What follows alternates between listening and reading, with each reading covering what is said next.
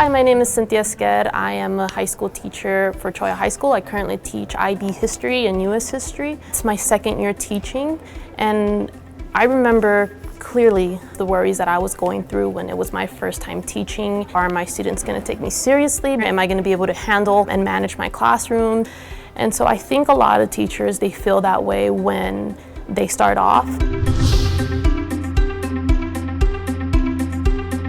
If you don't have good classroom management, then you really can't do anything else in the classroom. If you have a solid set of rules and you keep it short and positive rules and you're consistent with them. All right guys, so we're gonna go over the classroom rules really quick. So the first rule is to show up on time.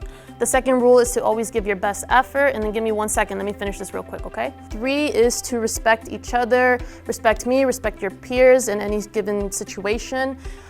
4, listen to when others are talking. That includes you guys as well, includes me. And then 5, always ask to use the restroom. Yes, Sammy? Can I use the restroom? We have a few things that we need to do. Give me 10 minutes and then you can go to use the restroom, okay? Yes. So what if I walk in late? What's gonna happen then? I'm gonna ask you why you were late, and then I'm gonna remind you of what the rules are, and then yes. What's considered my best effort? Your best effort is always giving good quality work and that you're meeting the expectations that I set for you guys that day. You just have to keep going at it. You have to keep reinforcing it and correcting any behavior that doesn't match what your expectations are. Because if you're constantly having disruptions and you're constantly having students who aren't paying attention and just, being disrespectful to one another, then you can't really accomplish anything else. Once you have classroom management already established, then everything else falls into place.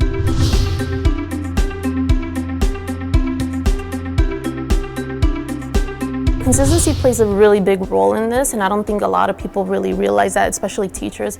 Sometimes we'll be one of the most consistent adults in some of our students' lives, and so bringing in that consistency into a student's life can be a life changer for them, because it's like I walk into my classroom, I know what's expected of me, I know what to do, and this is an environment where I can let my guard down. In a way, they do appreciate that because they feel like they're being treated with respect, and they know that their education matters. And if you're not holding a student accountable, then in their mind they're like, okay, well, why does this even matter?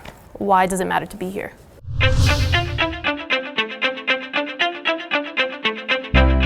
Students want to see a teacher who's passionate about the subject, because when you bring a certain level of energy, they'll match your energy as well, positive or negative. If you have a classroom that's full of energy, which is usually 7th period or whatever class it is, instead of shutting down the energy, you want to grab that energy and guide it towards something that's productive, because they're there, they're energized, and usually it's really hard to get a classroom energized. So use that to your advantage to take that classroom in a direction that's positive.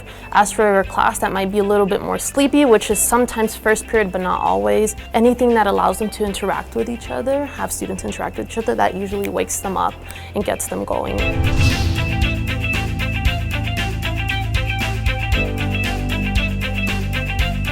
You take away the negative behavior and you build off of the positives of what they do.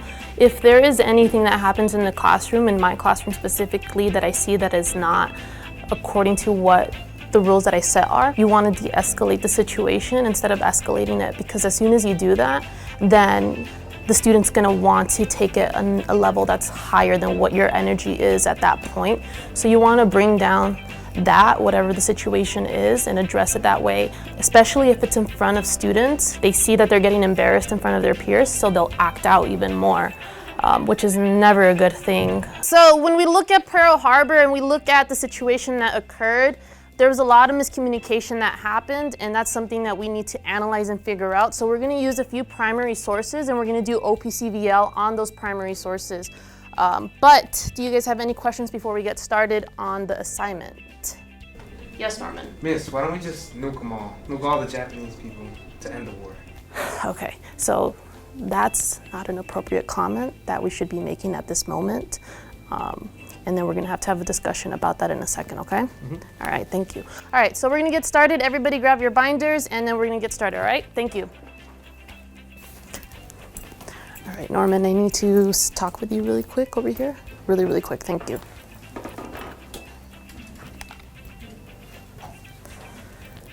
All right.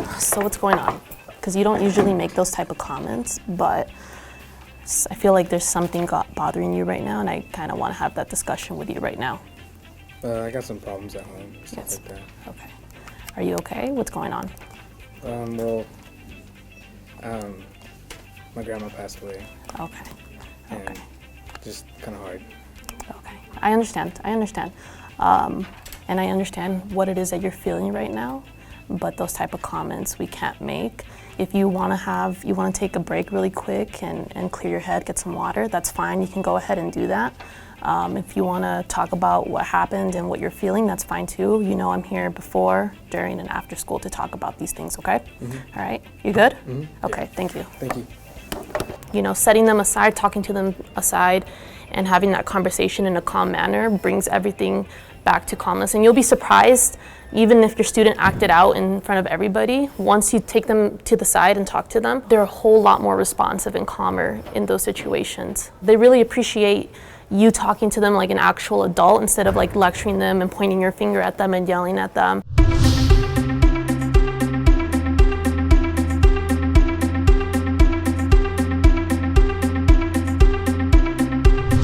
So as you go into the field, just keep in mind that different things are going to work for different classrooms, for different students as well. Don't be afraid to try new things. Don't be shy about setting your classroom expectations and enforcing your rules. And just realize that this is a job that you're going to absolutely fall in love with, and you're absolutely going to fall in love with your students, and you're going to have a lot of, heartbreaks along the way, but the good is always going to outweigh the bad. And thank you so much for joining us at TUSD, and I wish you all the success.